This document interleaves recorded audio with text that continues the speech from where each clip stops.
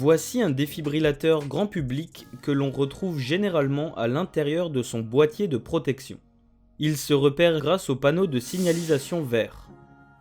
À l'intérieur du défibrillateur, vous pourrez trouver des accessoires comme un rasoir pour raser la victime et placer les électrodes, une protection de bouche à bouche, des compresses et des ciseaux pour vous aider à découper les vêtements.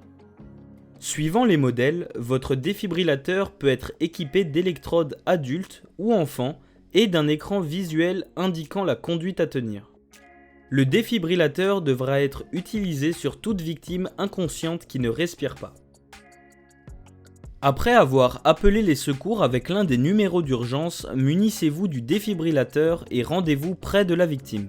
Il vous faudra ensuite l'allumer au moyen d'un bouton principal vert et suivre ses instructions.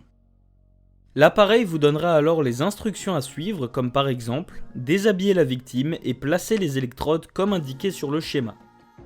Une fois connecté, l'appareil réalisera une analyse et pourra vous demander de réaliser un choc électrique. Dans ce cas, reculez-vous et écartez les personnes autour.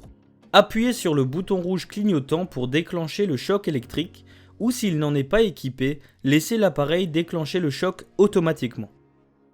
Une fois l'analyse terminée, le défibrillateur vous demandera de reprendre le massage cardiaque. À ce moment-là, vous appuierez sur la poitrine en plaçant le talon de vos mains au milieu du thorax de la victime, tout en gardant les bras tendus et les coudes verrouillés.